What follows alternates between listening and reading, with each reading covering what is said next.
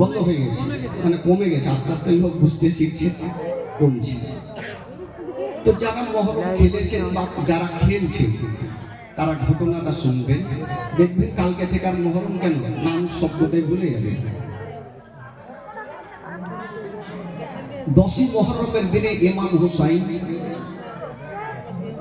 একের পর এক লাশকে কাঁধাতে করে নিয়ে যাচ্ছেন আর কারবালাতে দাফন করছেন।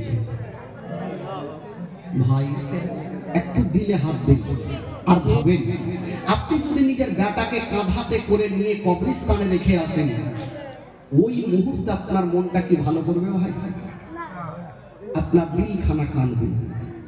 ইমাম হুসাইন বেটার লাশকে নিয়ে যাচ্ছেন, ভাতিজার লাশকে নিয়ে যাচ্ছেন, সবাইকে নিয়ে যাচ্ছেন, কিন্তু বেরাদার ইমাম হুসাইন সবুরের পাহাড় হয়ে আছেন। আল্লাহ ভালো জানে সেদিন তাদের অবস্থা কি হয়েছে। ইমাম হুসাইন দেখলেন একের পর এক সবাই শহীদ হয়ে যাচ্ছেন, এবার আমি যাব যুদ্ধের ময়দানে। কবি লিখেছেন, বাবা ও নবী পাকের পাগড়ি খানা মাথায় বাঁধিল, শেরে খোদার তরবারি হাতে যে নিল। ও নবী পাকের পাগড়ি খানা মাথায় বাঁধিল, শেরে খোদার তরবারি হাতে যে নিল। চাচা হাজার ঢাল নিয়ে হলো রওয়ানা, চাচা হাজার ঢাল নিয়ে হলো রওয়ানা। আপা ছেড়ে যেও না, বাবা রেখে যেও না। ইমাম হুসাইনের হস্ত ধরে কান্দে সাকিনা, আপা ছেড়ে যেও না, বাবা রেখে যেও না। ওই ইমাম হুসাইন কারবালা যায় ঘোড়ার ওপর চড়ে, আরে মা সাকিনা পড়েছিলেন ঘোড়ার পা ধরে। জোরে বলুন সুবহানাল্লাহ। ওই ইমাম হুসাইন কারবালা যায় ঘোড়ার ওপর চড়ে, আরে মা সাকিনা পড়েছিলেন ঘোড়ার পা ধরে। ইয়াতই করে বুঝাইয়া পা হৃদয় মানে না, ইয়াতই করে বুঝাইয়া পা হৃদয় মানে না। আপা ছেড়ে যেও না, বাবা রেখে যেও না। ও যুবক বন্ধুরা,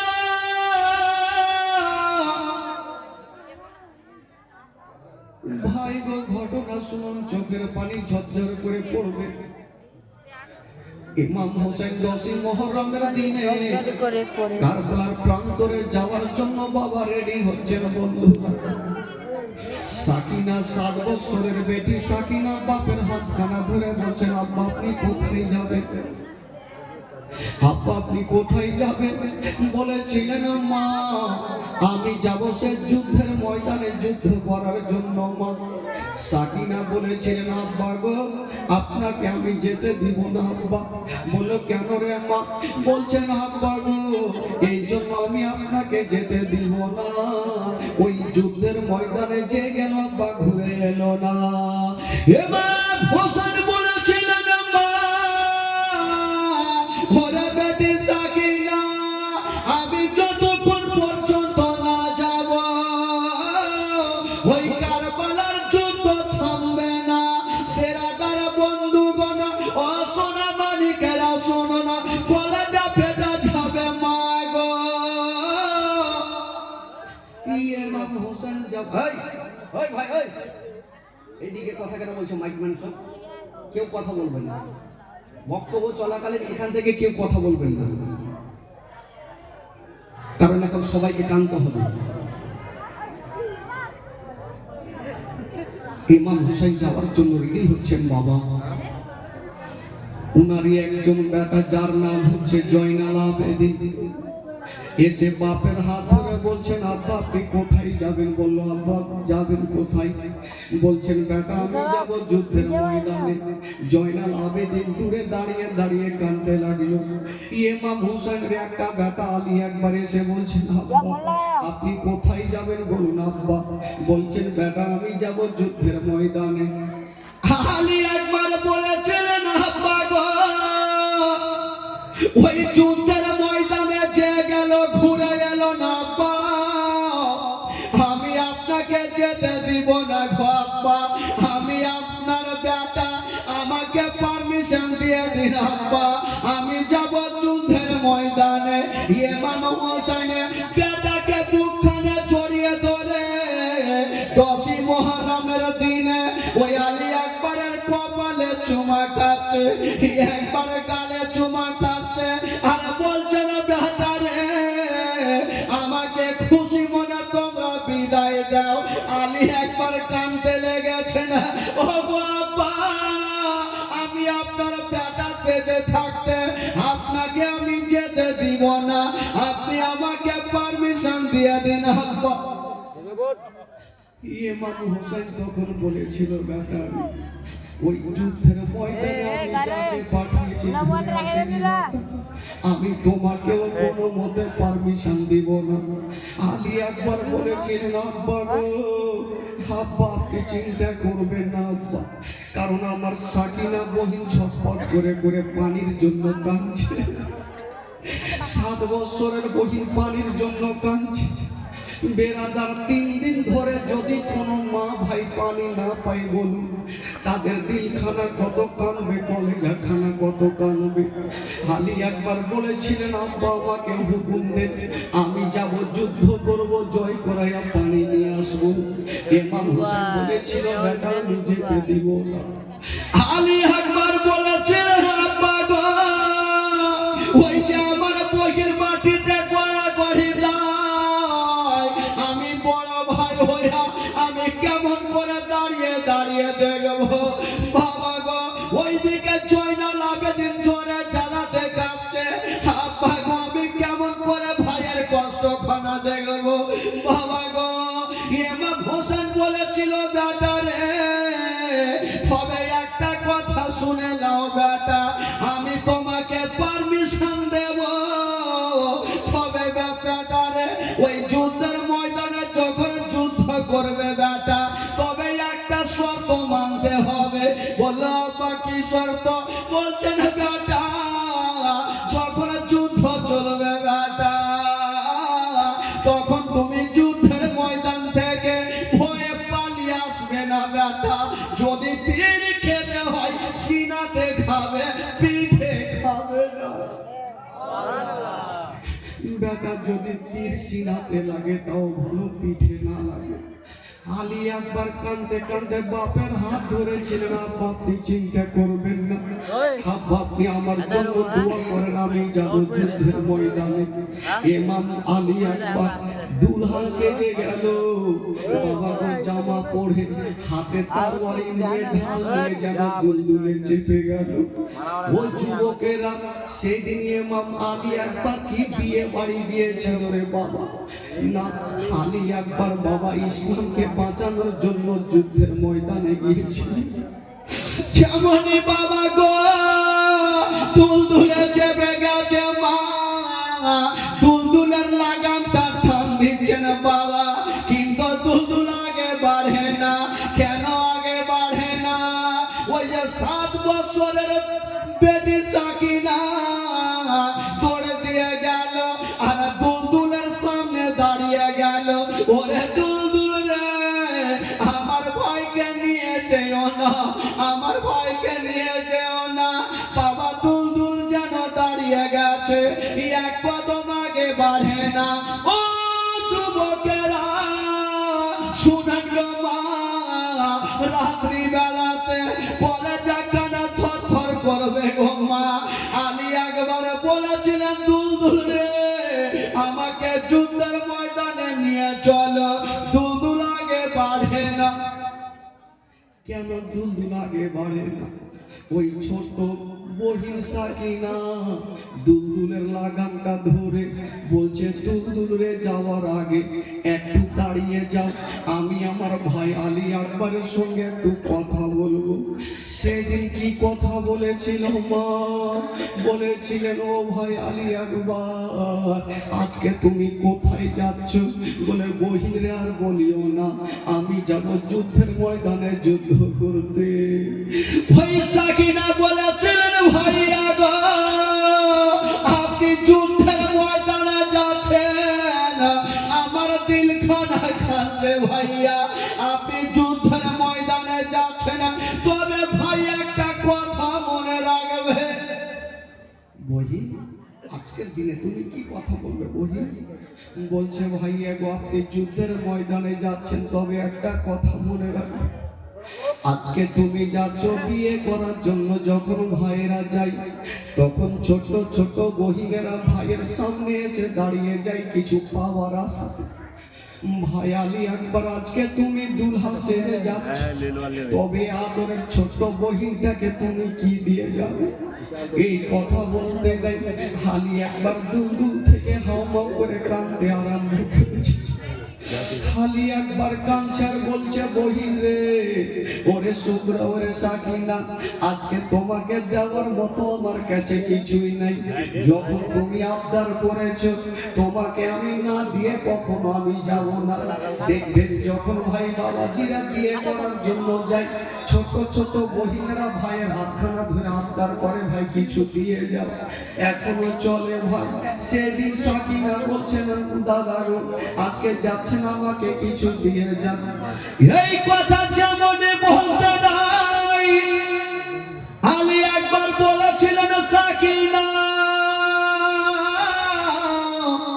ওরে বহিন সাকিনা, আজকে আমি দুলহা সেজে যাচ্ছি রে বহিন, তবে বিয়ে বাড়ি যাই না যে তোমাকে কিছু টাকা দিতে পারবো, তোমাকে পয়সা দিতে পারবো, তবে বহিন রে একটা কথা শুনে নাও, যখন তুমি আমার কাছে আবদার করেছো, আমি না দিয়া কখনো খালি হাতে যাব না।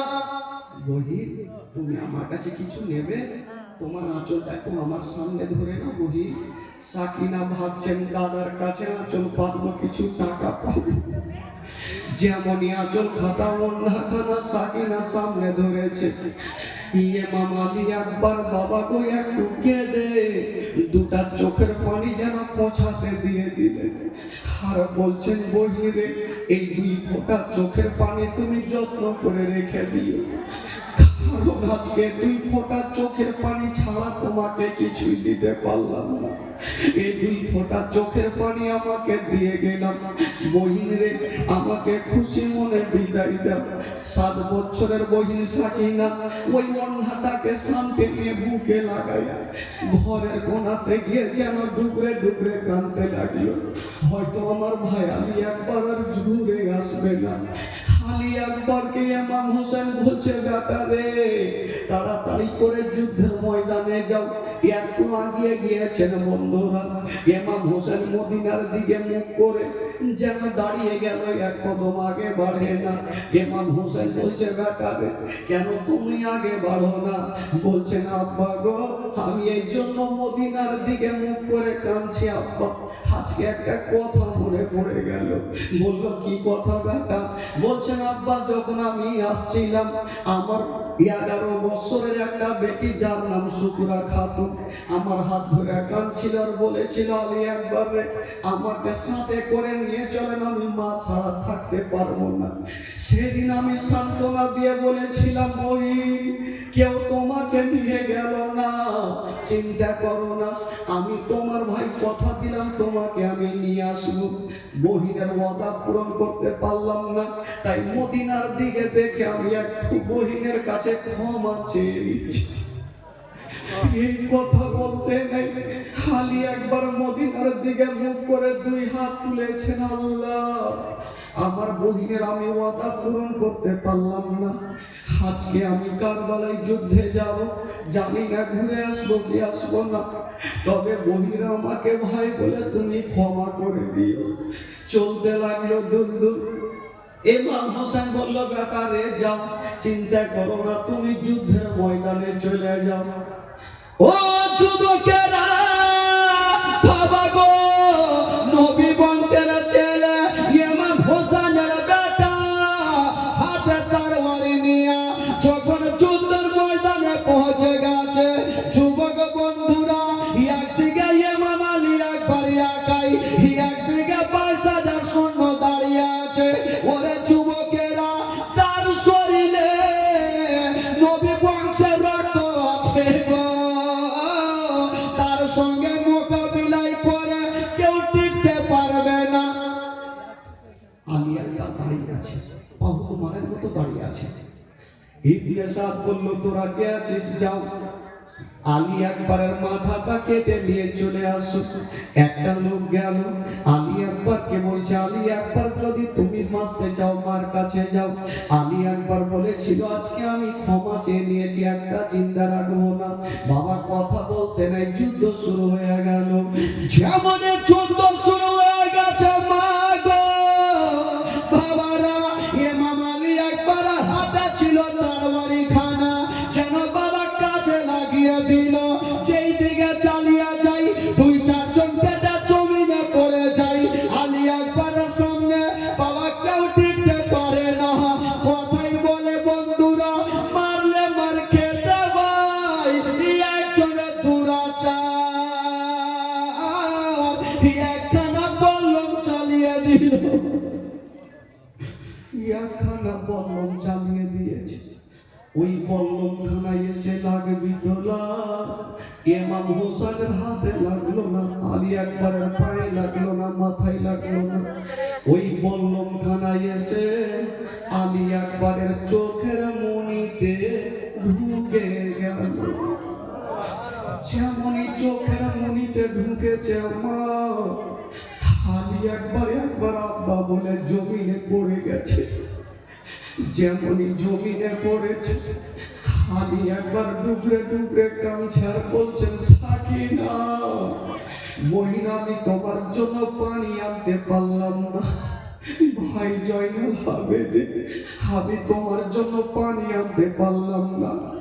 ইমাম আলী একবার মাটিতে পড়ে কাঁদে, কিন্তু যে দুলদুলে এসেছিল, ওই দুলদুল চতুর্দিকে ঘুরছে আর ভাবছেন, আল্লাহ আমার মালিক কেন আমার উপরে উঠে না, আমার মালিককে ছেড়ে যাব না। ইমাম আলী একবার বলছে, দুলদুল রে, কাঁদতে হবে না, আমার হালিয়াদেরকে খবরখানা করে দে, আমি যুদ্ধের ময়দানে কামিয়াব হয়ে গেছি। ইমাম আলী একবারের জবান থেকে একটা কথা বের হইল, যাও রে দুলদুল, দিও রে খবর, আমার মা জননী আর কান্দে না, মনের দুঃখ মনে রইল, মদিনা যাওয়া হলো না।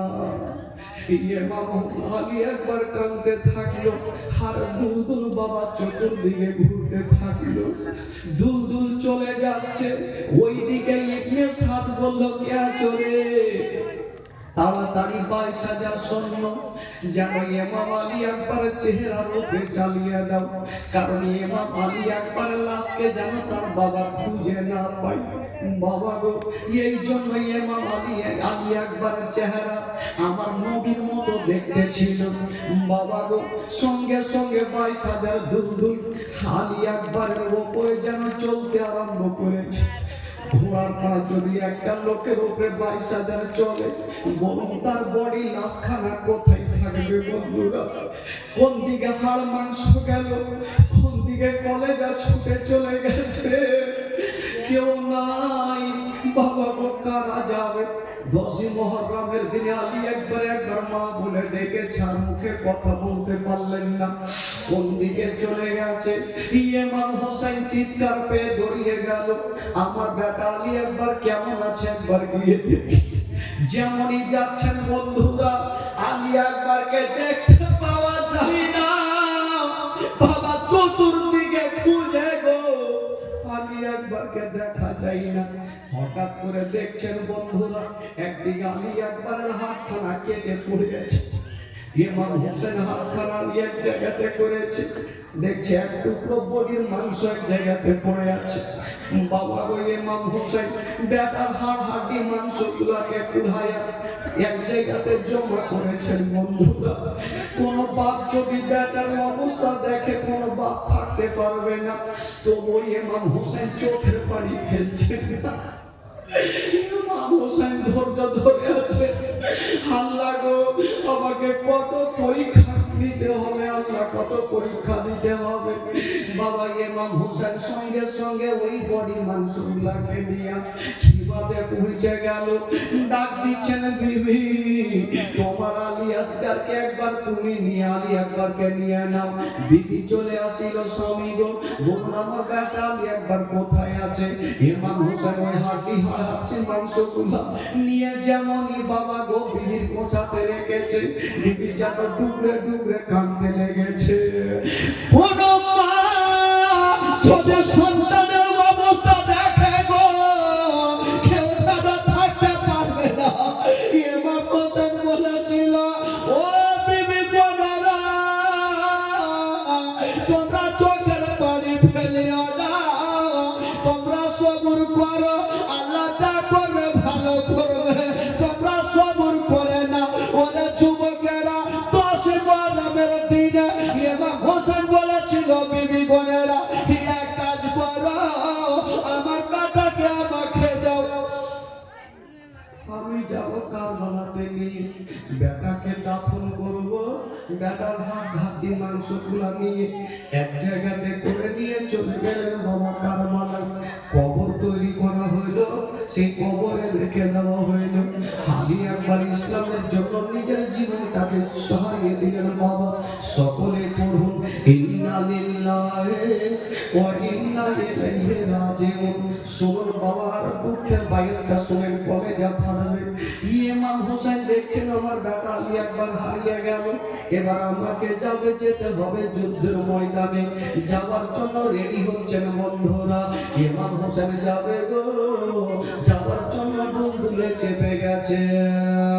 ও নবী পাকের ফাগড়ি খানা মাথায় বাঁধিল, সেরে খোদার তরবারি হাতে জেগিল। চাচা হাঙ্গার ঢাল নিয়ে হলো রওয়ানা, চাচা হাঙ্গার ঢাল নিয়ে হলো রওয়ানা। আপা ছেড়ে যে গোনা, গো আপা রেখে যে গোনা। ইমাম হোসেন যখন বাবা 10ই মুহররমের দিন যুদ্ধের ময়দানে যাওয়ার জন্য রেডি হচ্ছে, তো ওনার একটা বেটা যার নাম কেতাবে লিখছেন জয়নাল আবেদিন, 22 বছরের বেটার জন্য জ্বালাতে কাঁপতে কাঁপতে বাপের কাছে হাজির। আব্বা আব্বা আব্বা আপনি কোথায় যাবেন? আব্বা আব্বা এই 10ই মুহররমের দিন আপনি কোথায় যাবেন? ভাই খালাই চুপচাপ থাকেন, কে কথা বলছেন খালা একটু শুনুন। কালকে আপনারা চিৎকার করবেন, কেউ থামবেন না, আজকে অন্তত একটু শুনে যান। ইমাম হোসেন যখন যুদ্ধের ময়দানে যাওয়ার জন্য রেডি হচ্ছেন, বাবা সবাই চলে গেছেন। আউল মোহাম্মদ চলে গেছে, আলী আসগার চলে গেছেন, আলী আকবর চলে গেছেন। কি বলে জয়নাল আবেদিন জ্বরে জ্বালাতে বিছানাতে শুয়ে আছেন। আর বাপের দিকে দেখছেন আমার আব্বা আজকে কেন তৈরি হচ্ছে, কোথায় যাবেন আব্বা? আলী আকবর চলে যাওয়ার পরে ইমাম হোসেন যেন বাবা দুলদুলকে রেডি করছেন, আর দাহালিয়াদেরকে বলছেন, হালিয়ারা সবাই আমার কাছে আসো। সবাই চলে আসলো। 7 বছরের বেটি সাকিনা আসলো, 22 বছরের বেটা জয়নাল আবেদিন চলে আসলো, শহরবানু চলে আসলো, জাইনাব চলে আসলো, উম্মে কুলসুম চলে আসলো। সবাই এসে ইমাম হোসেনকে ঘেরাও করে নিয়েছেন। হুজুর বলুন আপনি কি বলবেন? ইমাম হোসেন তখন বলেছিল, আমার আলিয়ারা আজকে তোমাদের কাছে আমি খুশি মনে বিদায় চাইছি, আমাকে তোমরা খুশি মনে বিদায় দাও, আমি যাব যুদ্ধের ময়দানে। এই কথা বলতে নাই সাকিনা দাঁড়িয়ে গেলেন। আব্বা গো আপনি যা বলেছেন আর বলবেন না। বলছেন বেটি কেন? বলছেন আব্বা গো আমাদের যা যে গেল ওই যুদ্ধের ময়দান থেকে ঘুরে এলো না। আপনি চলে যাবেন আব্বা, যদি ঘুরে না আসেন আমাদের সারাটা জীবন অন্ধকার হয়ে যাবে। ইমাম হোসেন বলেছিল মা ওরে বেটি সাকিনা তোমরা কি জানো না ওই যুদ্ধের ময়দানে আমি যতক্ষণ পর্যন্ত যাব না ওই কারবালার যুদ্ধ থামবে না। মা আমি যতক্ষণ যাব না রে মা ওই কারবালার যুদ্ধ থামবে না মা, আমাকে যেতে হবে মা, তোমরা খুশি মনে বিদায় দাও। বেটি যখন বাপকে বিদায় দিবেন বাবা গো তখন তার অবস্থা কি হবে? সাকিনা বলছেন আব্বা যাবেন না। ইমাম হোসেন বেটিকে জড়িয়ে ধরে বলছেন মা আমাকে খুশি মনে বিদায় দাও, আমি যাব যুদ্ধের ময়দানে। সাকিনা কাঁদতে কাঁদতে চলে গেছেন ঘরের মধ্যে। বাবা গো জয়েন যায় না, বলছেন ভাইয়া গো আপনি যাবেন না। বলছেন না রে বহিন আমাকে তোমরা বিদায় দাও। যাই না গো চলে গেলেন। বাবা উম্মে কুলসুম বলছেন ভাইয়া আপনি যাবেন না। বলছেন না রে বহিন আমাকে যেতে হবে। সবাই বাধা দিচ্ছে গো। ইমাম হোসেন বলছে তোমরা কি জানো না ওই যে গাজীদের সৈন্যরা ডাক দিতেছে আমাকে যেতে হবে। আমি হলাম নবীর নাতি, আমি কখনো ভয় করব না। আমি যাব যুদ্ধের ময়দানে গিয়ে যুদ্ধ করে আমি ওই কি বলে ফোরাত নদী জয় করায়া দেখাবো। বাবা গো সবাই কাঁদতে লাগলো, যারা যারা খিমাতে ছিল সবাই কাঁদে। ইমাম হোসেন সবাইকে সান্ত্বনা দিয়ে বলছেন তোমরা কাঁদিও না, আমাকে খুশি মনে তোমরা বিদায় দাও। এই কথা যেমন বলতে নাই ভাগো ইমাম হোসেন বাবা গো যাওয়ার জন্য তৈরি হয়ে যাচ্ছে না। বাবা কেতাবের মধ্যে লিখছে না ইমাম হোসেনের একটা বেটা যার নাম কেতাবে বাবা গো বয়স লিখছে না 22 বছরের বেটা জয়নাল আবেদিন জ্বরে জ্বালাতে বাবা বাপের কাছে চলে আসিল। আব্বা আব্বা আপনি কোথায় যাবেন? আজকে আপনি তৈরি হচ্ছেন, কোথায় যাবেন আব্বা? বলছেন বেটা তোমাকে কি বলবো বেটা, আজকে আমি যাব যুদ্ধের ময়দানে যুদ্ধ করব। বেটার গায়ে জ্বর আছে, বাপের হাত ধরে বলছেন আব্বা খবরদার আব্বা গো যদি পারেন আমাকে হুকুম দেন আমি যাব যুদ্ধের ময়দানে। হাইরে গায়ে জ্বর লাগা আছে, উঠতে পারে না, বসে বসে কাঁদছে। তবু বাপের কাছে পারমিশন চাইছে আব্বা আমাকে পারমিশন দিয়ে যুদ্ধের ময়দানে যুদ্ধ করব।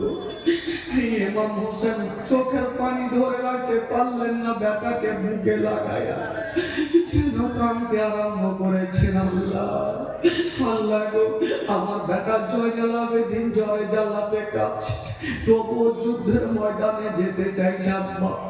আল্লাহ গো আমি আমার বেটাকে কেমন করে আমি পারমিশন দিব, আমার বেটাকে পারমিশন দিতে পারবো না।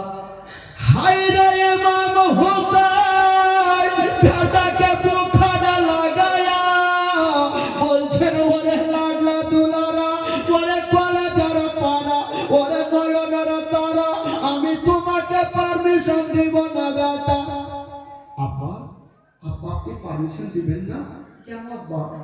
আপা আমাকে 7 বছরের বয়স সকিনা যে গড়াগড়ি করছে আব্বা, পানির জন্য কাঁদছে আব্বা, আপনি কেন পারমিশন দেবেন না? আমাকে দেন, আমি যাব আব্বা। আমার গায়ে জ্বর লাগাছে, কি আছে আব্বা? আমি যে একমাত্র নবী বংশের ছেলে, আমি যে নবী বংশের ছেলে আব্বা, আমাকে পারমিশন দেন আব্বা, আমাকে দে না বেটা তোমাকে দেব না। আমি একবার কাঁদছে আর সাকিনা কাঁদতে কাঁদতে সে বাপের হাত ধরেছেন। আব্বা গো আব্বা শেষবারের মতো বলে দিয়ে আব্বা আপনি যাবেন না, কারণ বাপ যদি চলে যায়, বেটিদের দুনিয়া থেকে অন্ধকার হয়ে যায়। বাবা গো, মা একটা কথা বলে দিই, যদি কোনো সন্তানের বাবা না থাকে, বলুন বাবা গো, যখন কোনো সন্তানের বাবা থাকবে, দিল্লি বোম্বাই থেকে আসার টাইম হবে, তখন ওই বেটা বেটি জানতে পারবে আমার আব্বা দিল্লি থেকে আসছে, আমার আব্বা কেরালা থেকে আসছে, আমার আব্বা বোম্বাই থেকে আসছে। বেটি রাস্তার ধারে দাঁড়িয়ে দাঁড়িয়ে অপেক্ষা করবে, বাপ যখন কাছাকাছি হবে, বাপের মনের আশা এখন বাড়ি যাব, বেটিকে মুখখানে ধরবো, বেটির জন্য খাবার নিয়ে যাব। বাপের আশা বাপ করবে, বেটির আশা বেটি তাকিয়ে তাকিয়ে দেখবে। বাপ যখন কাছাকাছি হবে, ওই বেটি বাপের চেহারা দেখবে না, সর্বপ্রথম বাপের হাত দেখবে, আমার আব্বা আমার জন্য খাবার কি নিয়ে এসেছেন। হ্যাঁ বাবা গো, বেটি বাপের হাতখানা দেখবে, আমার জন্য খেলনা কি নিয়ে আসিল।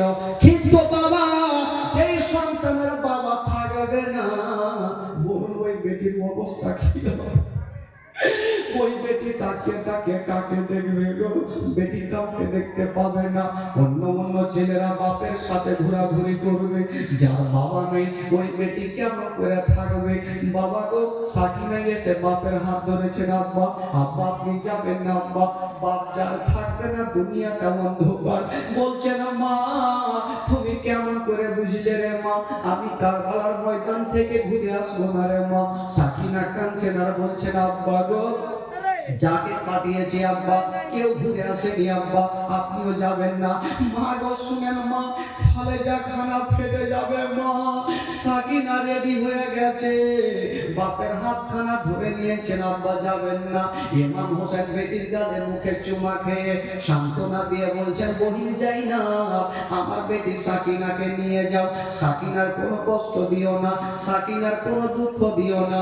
ইমাম হোসেন বেটিকে সান্ত্বনা দিয়া যেন বাবা দুলদুলে চেপে গেল।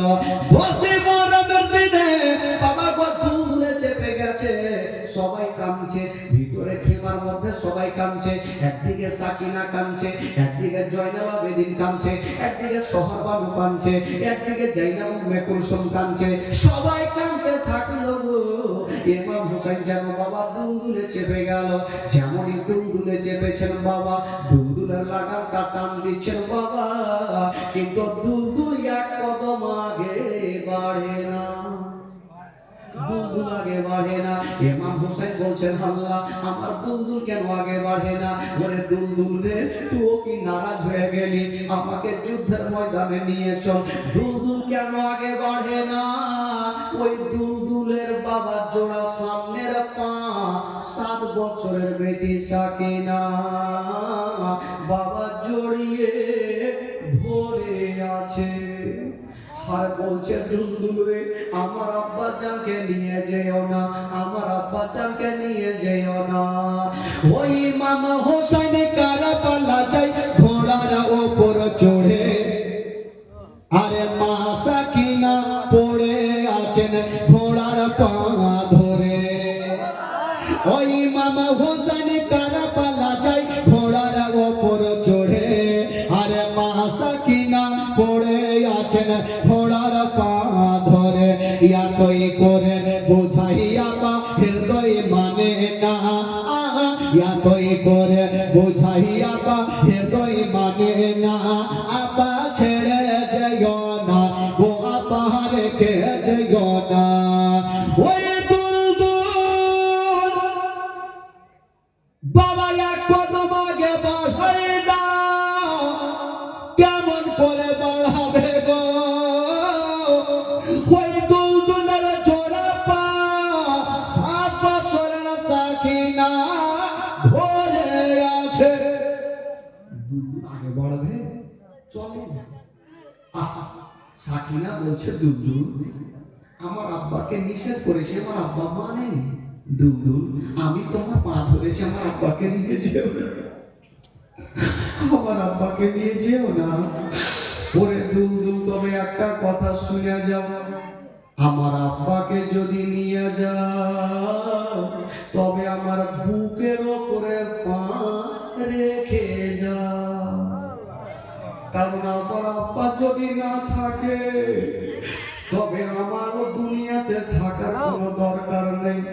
আমি আব্বা ছাড়া থাকতে পারবো না। আমার আব্বা জানকে নিয়ে যেও না।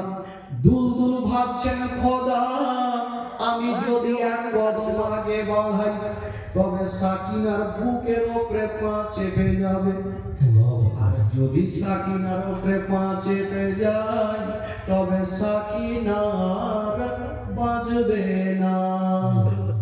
বাবা গো দুলদুল বলছেন খোদা তুমি আমার জবান খানা খুলে দাও। ইমাম হুসাইন চলতে বলছে আর তার বেটি সাকিনা আমাকে দাঁড়াতে বলছে, আমি কোনটার কথা শুনবো? জবান খানা খুলে দাও, আমি হুসাইনের সঙ্গে যেন কথা বলতে পারি। বাবা গো আল্লাহ জবান খানা খুলেছেন। ওই দুলদুল বলছেন ও আমার মালিক, ও মা ফাতেমার বেটা হুসাইন, আপনি একবার তাকিয়ে দেখেন, আপনি তো চলতে বলছেন, আমার মায়ের দিকে তাকিয়ে দেখেন। ইমাম হোসেন যেমনই তাকিয়ে দেখছে, মা 7 বছরের বেটি সাকিনা ধুলাতে লটালটি করে দুলদুলের পা ধরে আছে আর বলছে আমার আব্বাকে নিয়ে যেও না। বাবা গো ইমাম হোসেন দেখতে নাই, বেটিকে টেনে বুকখানে লাগিয়েছে, মা তুমি কান্দিও না। কবি লিখেছেন বাবা হোসাইনে বলে শোনো বেটি শোনো সাকিনা রে, কারবালাতে যাব বেটি বাধা দিস না রে। হোসাইনে বলে শোনো বেটি শোনো সাকিনা রে, কারবালাতে যাব বেটি বাধা দিস না রে। আমি না গেলে বেটি যুদ্ধ থামবে না, আমি না গেলে বেটি যুদ্ধ থামবে না। বেটি বাধা দিও না গো, বেটি বাধা দিও না। ওই সাকিনা বলেছেন আব্বা আব্বা গো আমি বাধা দিচ্ছি না আব্বা, তবে জানি না আমার মনটা কেমন কেমন করে। যারা বাবা নাই আব্বা তার দুনিয়াতে কিছুই নেই। আব্বা আপনি তো চলে গেছেন আব্বা, জানি না আপনি বুঝবেন কি বুঝবেন না, তার জন্য আমার মনটা কান্দে। ইমাম হোসেন ডাক দিচ্ছেন, বহিন জাইনাব চলে আসো, আমার বেটি সাকিনাকে নিয়ে যাও, এ সাকিনাকে দুঃখ দিও না। কিন্তু বেরাদার সব চাইতে বেশি ওই 7 বছরের সাকিনার কষ্ট হয়েছিল ইমাম হোসেন ইন্তিকালের পরে, শহীদের পরে। ওই 7 বছরের সাকিনার উপরে চাবুক পর্যন্ত চলেছিল। মা গো 7 বছরের বেটির উপরে চাবুক চলেছিল। মা গো জীবনে শুনে কলেজা থামবে না। সাকিনা বাবা গো থাকতে পারলেন না, জাইনাব সাকিনাকে টেনে নিয়ে গেল খেমাতে। ইমাম হোসেন বলে দিল তোমরা কান্দিও না, আমাকে খুশি মনে বিদায় দাও। বাবা যারা মহরম খেলে গো তারাকে বলবো যেই দিন 10ই মুহররমের দিনে তারা লাঠি লাঠা কিছু খেলে নাই, বাবা গো তারা দুঃখ প্রকাশ করেছেন। আর যদি খুশি করেছেন তবে ইয়াজিদ পাপীরে খুশি করেছেন। বাবা গো ইমাম হোসেন সেদিন কষ্ট করেছেন বন্ধুরা। ওই ইমাম হোসেন যেমনই বন্ধুরা ওই দুলদুলের লাগামটা টেনে দিয়েছেন বাবা, যেমনই টেনে দিয়েছেন মা গো ওই দুলদুল যেন চলতে লাগলো, যেমনই চলতে লেগেছে না বাবা গো ওই কারবালা প্রান্তরে পৌঁছে দিল, যুদ্ধের ময়দানে পৌঁছে গেল। যেমন যেতে নাই বাবা, একদিকে ইমাম হোসেন একাই, একদিকে 22,000 সৈন্যরা দাঁড়িয়ে আছে, সবাই রেডি হয়ে গেছে। বললাম ফারসা নিয়া, তারবারি নিয়া, বাবা ঢাল নিয়া, তীর ধনুক নিয়া সবাই রেডি হয়ে গেছে। ইমাম হোসেনকে ছেড়ে দেব না। ইবনে সাদ বলল ওরে তোরা কে আছিস? ইমাম হোসেন চলে এসেছে, তোমরা যুদ্ধের জন্য তৈরি হয়ে যাও। ইমাম হোসেন বলল দাঁড়িয়ে যাও দাঁড়িয়ে যাও। ভাই রে আজকে তোমাদের সঙ্গে যুদ্ধ করব, তবে যুদ্ধ করার আগে আমি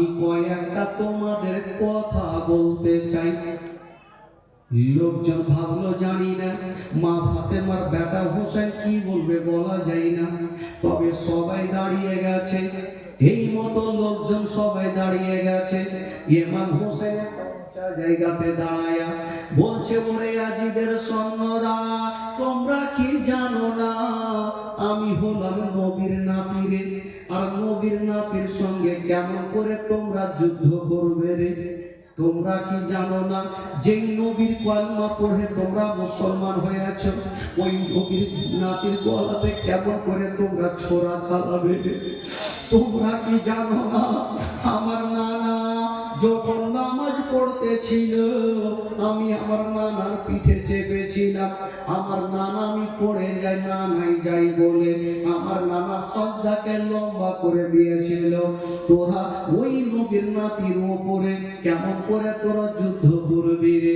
তোমরা কি জানো না আমার নানা যখন ইসরাফিল ফারিস্তা বাঁশিতে ফু দেবে দুনিয়া ধ্বংস হয়ে যাবে, মন্দির মসজিদ সব ধ্বংস হবে, আমার নানার রওজা ধ্বংস হবে না।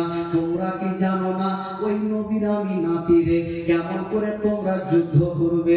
এই কথা যেমনই বলতে নাই ইয়াজিদের সৈন্যরা যারা ছিল প্রত্যেকের চোখ দিয়ে পানি ঝরতে লাগলো। ঠিকই তো কথা, আমরা যেই নবীর কলমা পড়েছি আমরা নবীর নাতির সঙ্গে কেমন করে যুদ্ধ করব রে? সবাই দাঁড়িয়ে গেছে, চোখ দিয়ে ঝরঝর করে পানি। দূর থেকে বাবা গরিব নেশাদ আর সীমার পাপি দূর থেকে দেখছে আর ভাবছে জানি না এই করে হোসেন যদি বক্তব্য দেয় তবে সবাই ইয়াজিদের হাতে মুরিদ ভেঙে দিয়া হোসেনের হাতে হাত দিয়ে মুরিদ হবে। যেমন করে হোক না কেন এই বক্তব্য বন্ধ করতে হবে। বলেছিলেন ও গো মা ফাতেমার বেটা হোসেন, জান বাঁচার জন্য বক্তব্য দিও না, জান বাঁচার জন্য বক্তব্য দিও না। ইমাম হোসেন বলেছিল, ওরে আজিদের সৈন্যরা, আমি জান বাঁচার জন্য বক্তব্য দিই না, আমি এই জন্য বক্তব্য দিচ্ছি কাল হাসরের মাঠে তোমরা বলতে যেন না পারো যে আপনার নাতি যদি বুঝাতো আমরা আপনার নাতির হাতে হাত দিয়ে মুরিদ হতাম, এই কথা যেন তোমরা বলতে না পারো, এই জন্য আমি তোমাদের বুঝিয়ে দিই। বললো, তারা বললো না আমরা তোমার কথা শুনবো না, হয়তো ইয়াজিদের হাতে হাত দিয়ে মুরিদ হয়ে যাও, নচেত যুদ্ধের জন্য তৈরি হয়ে যাও। ইমাম হোসেন বলেছিল, আরে গোলাম আনে মুস্তাফা জান দেনে সে नहीं डरते, सर कट जाए या नहीं जाए कोई परवाह नहीं करते। नारे तकबीर, नारे तकबीर, नारे रिसालत, नारे रिसालत, मसलके आला हजरत शहीद आजम कॉन्फ्रेंस, शहीद आजम, नारे तकबीर, नारे रिसालत। एक बार मोहब्बत बोलूं तो सुबहानाल्लाह। গোটা মাজমা আগে থেকে পিছু পর্যন্ত হাত তুলে বলুন সুবহানাল্লাহ। আপনাদের ঘুম লাগছে নাকি ভাই? ঘুম লাগছে? মাশাআল্লাহ। আজকে ঘুমাই না, একটু চাঙ্গা করে থাকে তাহলে ইনশাআল্লাহ হয়ে যাচ্ছে।